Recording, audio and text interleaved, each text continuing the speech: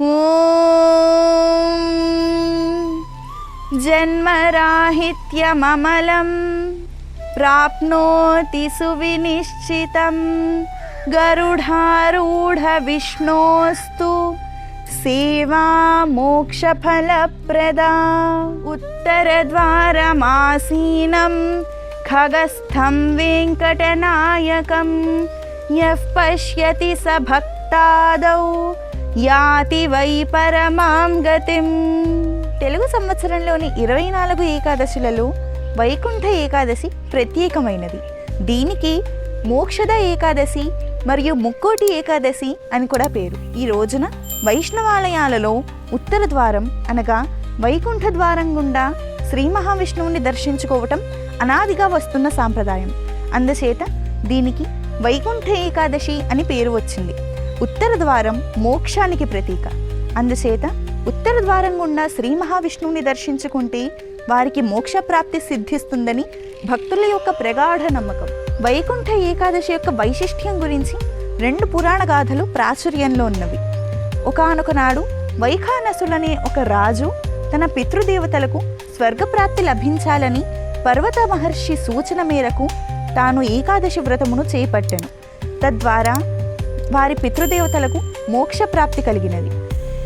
పద్మపురాణం ప్రకారం పూర్వం మురాసురుడు అనే ఒక రాక్షసుడు సమస్త లోకాలయందు తన శక్తుల ద్వారా అల్లకల్లోలం సృష్టించి ఋషులను, దేవతలను, ప్రజలను హింసించసాగాడు. అతని దురాగతాలను భరించలేని దేవతలు, ఋషులు మున్నగు వారందరూ వైకుంఠధామమున చేరుకొని శ్రీ మహావిష్ణువును శరణు కోరెను.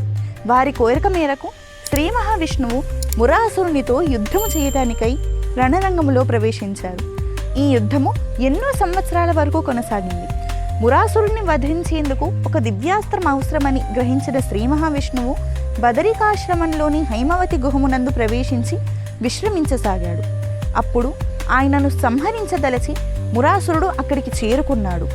అప్పుడు శ్రీ మహావిష్ణువు నుండి ఒక దివ్యశక్తి ఆవిర్భవించి మురాసురుడిని సంహరించింది. శ్రీ మహావిష్ణువు ఆ దివ్యశక్తి తన నుండి ఏకాదశి తిథి నాడు ఉద్భవించింది కనుక తనకి ఏకాదశి అని పేరు పెట్టి తనని వరము కోరుకోమన్నాడు.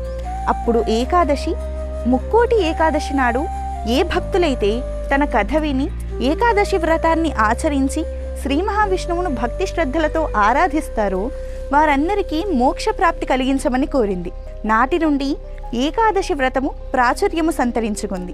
పిదప ఏకాదశి మురాసురుడు అతని అనుచరులిరువురును శ్రీ మహావిష్ణువును ఉత్తర ద్వారం గుండా దర్శించడం వలన వారికి మోక్ష ప్రాప్తి సిద్ధించింది. భక్తి అనేది ఎంతో శక్తివంతమైన భావన. భక్తి గురించి శ్రీకృష్ణ పరమాత్మ భగవద్గీతలో ఈ విధంగా వివరించెను. అనన్యాశ్చింతయంతో మాం ఏ జనాః పర్యుపాసతే తేషాం నిత్యాభియుక్తానాం యోగక్షేమం వహామ్యహం. అచంచలమైన భక్తి శ్రద్ధలతో నిరంతరము ఆ శ్రీమన్నారాయణ్ణి ఆరాధిస్తే ఆ పరమాత్మ ఎల్లవేళలా మనల్ని సరైన దారిలో నడిపిస్తారు అనటానికి నిదర్శనమే ఈ వైకుంఠ ఏకాదశి. సర్వము శ్రీకృష్ణార్పణమస్తు. జై శ్రీకృష్ణ.